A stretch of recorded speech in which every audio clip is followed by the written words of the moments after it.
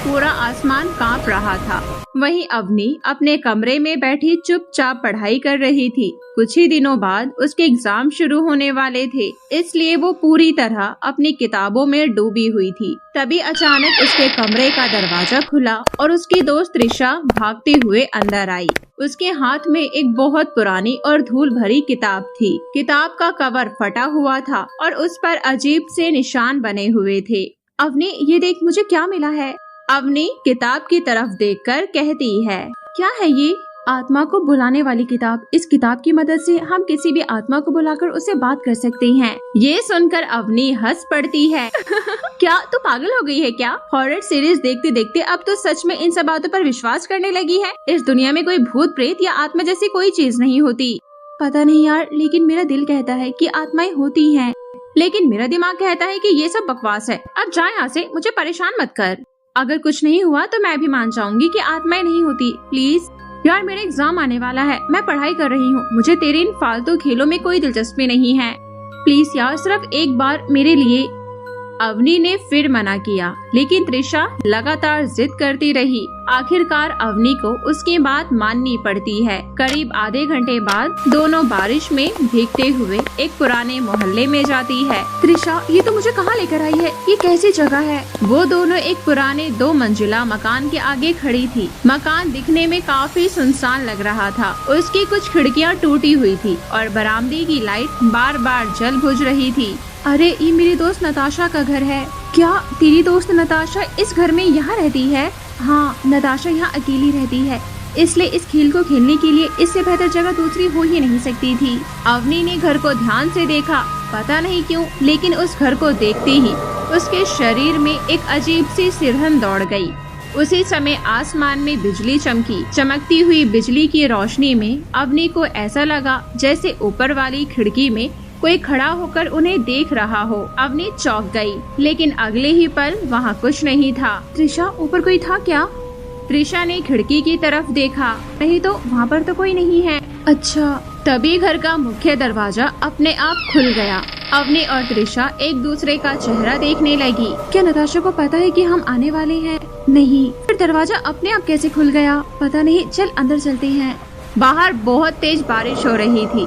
दोनों सीधे उस अंधेरे घर के अंदर चली जाती है, लेकिन उन्हें बिल्कुल भी अंदाजा नहीं था कि आज रात वे जिस आत्मा को बुलाने वाली थी वो आत्मा वापस आने वाली नहीं थी। घर के अंदर का माहौल इतना ठंडा था कि दोनों के शरीर में कपकपी छूटने लगती है। तभी सामने से एक लड़की आती दिखाई देती है। अवनी, ये रही नताशा, चलो।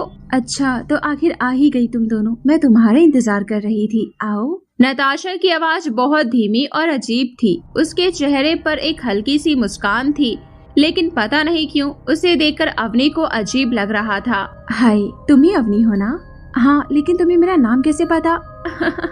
अरे, त्रिशा अक्सर तुम्हारे बारे में बात करती रहती है। आओ बैठो ना। उसके बाद तीनों घर के ड्राइंग रूम में बैठ जाती है। कमरे के बीचों बीच एक गोल मेज रखी हुई थी। उस पर कई मोमबत्तियां जल रही थी। ये सब क्या है? अरे, इसी मेज पर हम आत्मा को बुलाने वाला खेल खेलने वाले हैं। देखो, मुझे ये सब बिल्कुल ठीक नहीं लग रहा। हमें ये सब नहीं करना चाहिए। प्लीज, हमें यहाँ से अब जाना चाहिए। डर क्यों रही हो? क्या हुआ?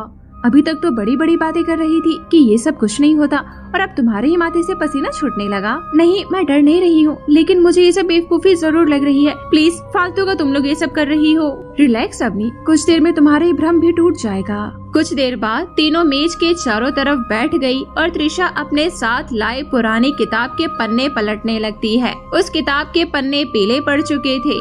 कई जगह अजीब निशान बने हुए थे। अब मैं आत्मा को बुलाने का मंत्र पढ़ने जा रही हूँ। कोई भी अपनी जगह से बिल्कुल मत हिलना। उसके बाद त्रिशा किताब में लिखे मंत्र पढ़ने लगती है।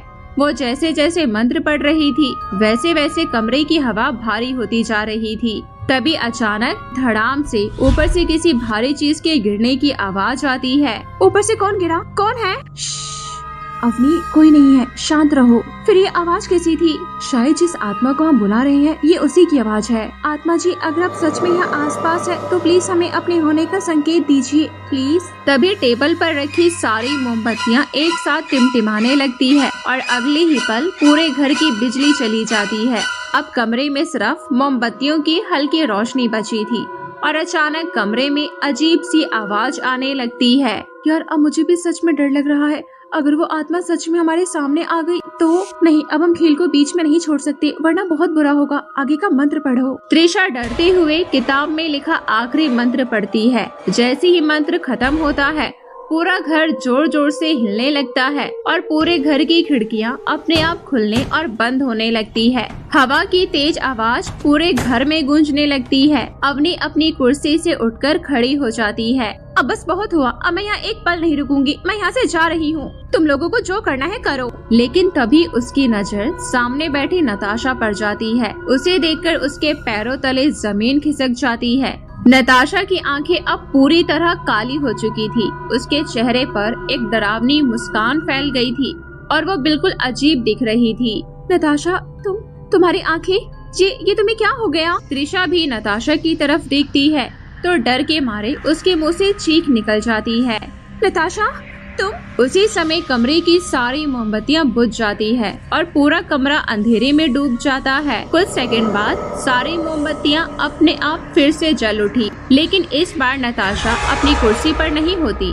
वो अचानक गायब हो चुकी थी। नताशा, तुम कहाँ हो? नताशा! दोनों घबराकर इधर उधर नताशा को देखने लगती है। तभी दीवार पर काले रंग से कुछ शब्द उभरने लगे। ये देखकर दोनों की आंखें फटी रह जाती है। दीवार पर लिखा था, नताशा की मौत 6 महीने पहले हो चुकी है। तभी त्रिशा के हाथ से किताब छूटकर जमीन पर गिर गई। नहीं, ये झूठ है। ये कैसे हो सकता है? त्रिशा, लेकिन तूने तो कहा था वो यहाँ अकेली रहती है। हाँ, वो अकेली यहाँ रहती थी। मैं उससे रोज बात करती थी। उसने मुझे एक किताब दी थी। ये सच नहीं है।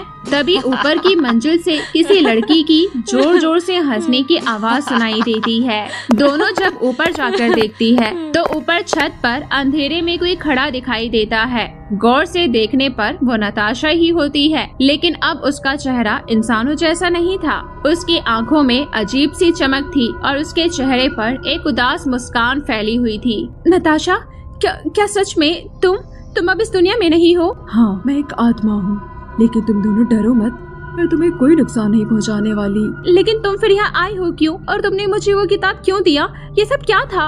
ये बात सच है कि 6 महीने पहले मेरी मौत हो चुकी है, लेकिन मेरी एक इच्छा अधूरी रह गई थी, इसलिए मैं इस घर से बंधी हुई भटक रही हूँ। और ये किताब? इसी किताब ने मुझे इस दुनिया से बांध रखा था। जब तक कोई इसे खोलकर आखिरी बार पढ़ता नहीं, मैं यहाँ से मुक्त नहीं हो सकती थी, इसलिए मैंने ये सब किया। तो तुमने मुझे ये किताब क्यों दी? क्योंकि मुझे पता था कि तुम मेरी बात पर विश्वास करोगी, लेकिन मैं तुम्हें अपना सच नहीं बता सकती थी। अगर बताती तो तुम ये खेल कभी नहीं खेलती। अब ये खेल खत्म हो चुका है, अब इस किताब को बंद कर दो। त्रिशा ने कांपते हुए हाथों से किताब उठाई और उसे बंद कर दिया। जैसे ही किताब बंद हुई, अचानक चल रही तेज हवा रुक गई। मुझे मुक्ति दिलाने के लिए धन्यवाद। अब मैं जा रही हूँ।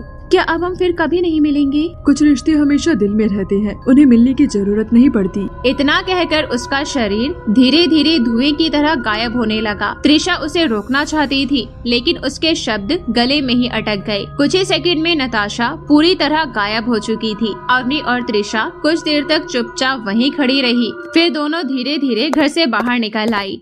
घर से थोड़ी दूर पहुंचकर अवनी ने कहा, अब तो मान गई कि दुनिया में कुछ ऐसी बातें भी होती है जिनका जवाब हमारे पास नहीं होता। त्रिशा हल्का सा मुस्कुराई, और मैं भी मान गई कि हर रहस्यमयी चीज डरावनी नहीं होती। दोनों ने आखिरी बार उस घर की ओर देखा और ऊपर वाली खिड़की में उन्हें एक पल के लिए नताशा दिखाई दी। वो मुस्कुरा रही थी, फिर अगले ही पल वो गायब हो गई।